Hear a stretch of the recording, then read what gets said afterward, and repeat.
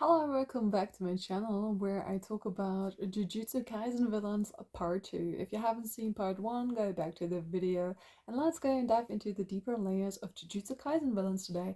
I am ready, let's go.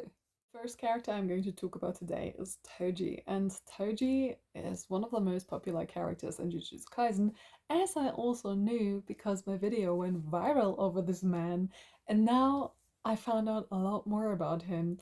Besides me obviously agreeing that he has one of the best, most fantastic written backstories. Now, Toji Zenin is what I call the system downfall villain, and the system downfall villain is a little bit different than the hero gone wrong or the villain gone hero because it is all about the system they were growing up in. Now, with the Zenin clan and the whole backstory around that, when I refer to the system, I mean exactly that. You are born into some sort of like family, some regime. This is sometimes often seen also in mafia characters where they are born into a certain legacy and have to uplive basically their legacy, kind of like live up to the expectation of the elders and all of these things. Toji isn't your classic villain that is straight up evil. If anything, he comes from a background where there's so much love for his son Megami, the story around his wife and taking on her name, and just how he presented himself in a system that was generally out there to get him. If you want to create your own system downfall, the importance is, as I said, the system that is then becoming a cage within this character's life work, framework, and how he operates. For me, Toji is a very practical character. This doesn't equal smart to me. I explained this in my little reel video as well. Someone that follows orders and just learns to exist within the order around him and the cage around him, to me, is someone that is more practical and logical, just learning how to function in a system. Smart to me means someone that is reflecting on his own terms, although he has definitely broken one or two cages within the system in terms of like his strength, his backstory, and also rebelling against the system by taking on his wife's names and basically saying, fuck you, I'm doing my own thing. And this leads me back to exactly why Toji is a great, fantastic written character, despite him not being one of my favorite characters. The System Downfall is a character that is there's no clear line of this is a hero or a villain. It's definitely in the box of moral gray characters, and depending on how you see the perspective about this character, you also start to understand and unpack where this character is coming from or his motives and what he is about. So if you want to create your own system downfall, the importance is you have to create a cage for this system to downfall on this character and the framework this character has to operate in, but also understand the morals, the values this character has, what's important to him, and how he operates within that. Now, the way Toji was introduced in the series is also something clever done because they introduced him reverse. That means we didn't know his backstory right away. We were introduced through the lens of Gojo and Geto, which instantly led to, let's say, bias towards these two characters and like, oh, Toji is the bad guy here. But obviously, the more we unpack the manga, the more we unpack the anime, we start to understand wait a fucking second, there's so much more to this. We understand that he's the father of Megumi, we understand the whole backstory around it. And as you dive into the story of what he was all about, you start to understand the system downfall behind this character. And this makes a fantastic backstory.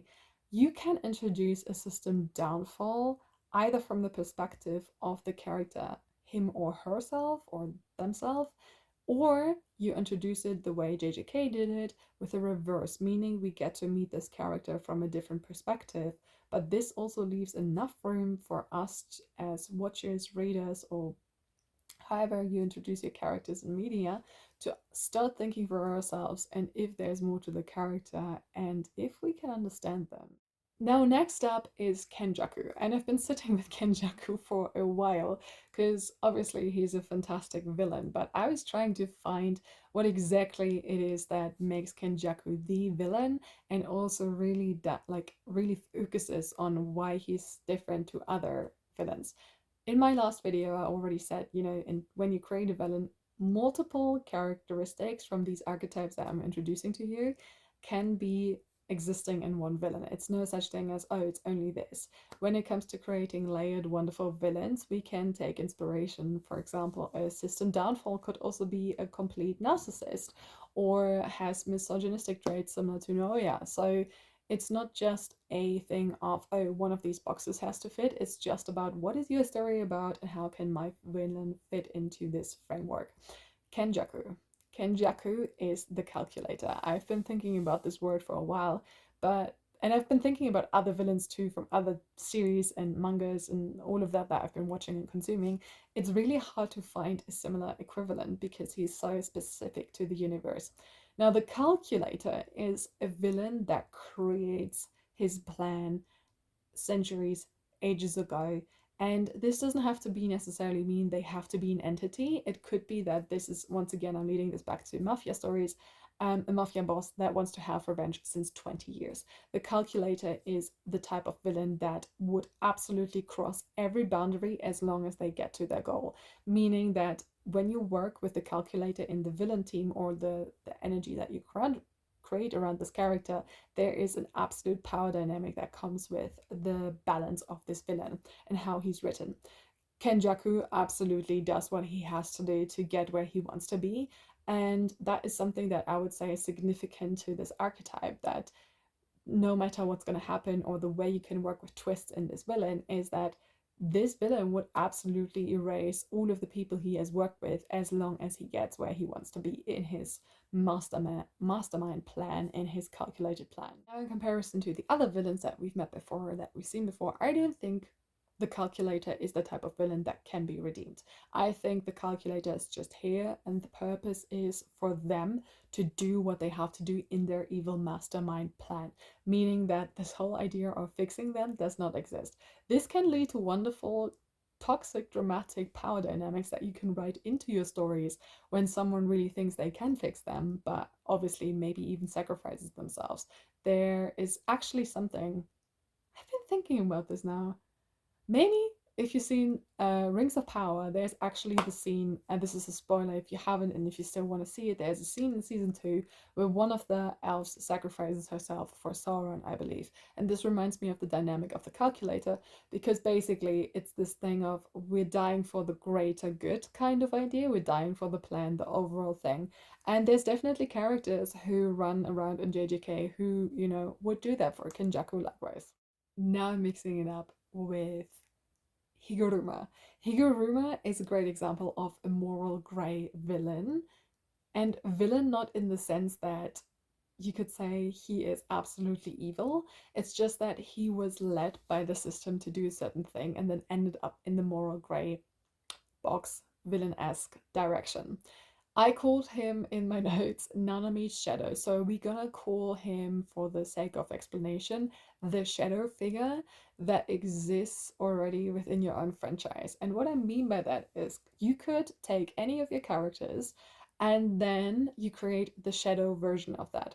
The shadow version is the corrupted version. It is not a darker version. I usually don't like using the word shadow. It was once coined by, or like not coined, but most known by C. Jung in his psychology of shadow work. However, in this sense, what I mean by that is almost like you're creating a twin of this character, but you completely make their story different. They are kind of like in a similar direction of archetypes when they begin their story, but then they change because of the direction they go down to. So what I love about Higuruma, therefore, as a shadow figure, as a shadow twin from a character like Nani. By the way, I don't know if Gege actually thought of this, that they are basically like each other's shadows in a way. This is just how my brain reads these characters. What I love about Higuruma is he starts off as the classic hero gone wrong, but what I also see is that this is a deeper layer, because technically if Higuruma would have just been the type of nice man that is trying to, do justice and the right thing in the world, I think he could have just easily put him next to Nanami and he would have had kind of like similar traits in a way, despite them looking different and all of that, and then obviously the techniques and such. But what I love is that this is a lawyer just going rogue and as someone who's experiencing mood swings and manic episodes and all of that, I do read Higuruma as someone that is manic coded.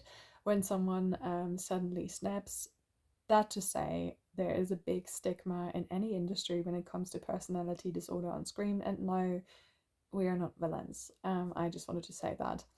However, I do love seeing representation, whether it's a villain, a hero, or some sort of like character that is at least what I would say personality disorder coded. Because what I'm seeing in the story of Higuruma is that he's going through certain stuff and there's a lot of symptoms that he's suppressing and therefore dealing with the side effects. And then eventually he goes into a specific state and he snaps and all of that happens. So what I love about his story is that this could have easily been just a one-dimensional character, and I put him therefore in the villain side because he's not necessarily a villain that is like, oh, you know, super dangerous and all of these things, you know. No, he's a man made over circumstances in this very specific not genre, in this very specific world that Gege created, and we see him turn and twist. And I always love a good moral villain, therefore, and that is Higuruma. So when it comes to creating a character similar to that, grab one of your characters and create the shadow figure of that. And that's how you have your shadow villain. Now we come to the comedic villain, and that is Jogo. Jogo is so freaking hilarious to me because Jogo strikes me as this villain that is, you know, he wants to F shit up, but he has not a great day. He's just a 9 to 5 villain that is trying to do the right thing, trying to get the job done, but he goes through so many things. He has to fight Gojo. Sukuna is basically taking the piss out of him, and Jogo gives me the energy of a villain that is like, yo, I'm in, I'm here to mess things up, and I want to do the right thing. However, Jogo is just Jogo, and to me, he's big comedic relief. And honestly, that is allowed to exist in villains and sometimes makes them exactly more makes them more dimensional than just giving them no humor at all. Jogo cracks me up so many times, despite having a really cool technique and all of that. And yeah, just when he gets beaten up and just trying to do the job, you know, to me it's comedic relief on screen. Just maybe I don't know if Gege intended that, but Jogo is a great example of a comedic villain, and they are often not the main villain, they are more like the sidekicks to the bigger villains. They are just similar to what I said before with Kenjaku, they need to get the job done. Or like they're working with, for example, the calculator, and they are trying to do the thing to get to the big end scenario that in this case Kenjaku has. But yeah, Jogo obviously has not a great day. I feel like if you see it from the perspective of someone that's just trying to do his job in a 9 to 5 scenario, that is Jogo for you. And then my last favorite villain in this show, or like in this format that I'm talking about, is Hanami. Hanami, like Mahito, is based on real life fear and concepts. And I love a monstrous villain. And this is exactly the category that I'm going to talk about, creating villains that are not human enough to be human, but they are not entirely monstrous either. Like, yes, creatively you look at Hanami and you're like, okay, that's not human, of course, but there's human characteristics, and monsters work well when they give us at least a little bit of similarity to humans, meaning whether that's the way they are drawn and they have a specific anatomy similar to humans, or in the way they are talking, moving, thinking. And that is how we get the eerie, creepy feeling when it comes to monstrous villains. A good monstrous villain happens when we combine these elements of like human and not entirely human. This is why most often I can't really I'm not really scared of alien horror because in my head it's just like, yeah, that's an alien, you know? But give me something that is somewhat between a human and a monster, and I'm feeling uncomfortable watching it. Hanami as a representation of fear and nature and catastrophe is a cool idea that Gege put into JJK, and I love seeing it. I love the energy behind it. I love how it's put into yeah, that creative environment that JJK after all is. And obviously the fight against Gojo It gave us some splendid moments on screen. Now let me know in the comments what you think about these villains. Do you have a favorite? Do I need to do a third video? Because JJK is plastered with other villains likewise, and more villains to come the more we go into the later seasons as well, or in the manga. So let me know what you think. Do you have a favorite villain? Tell me about your villains if you're creating some, and I hope this video was inspiration for you to think about your villains and make them more layered.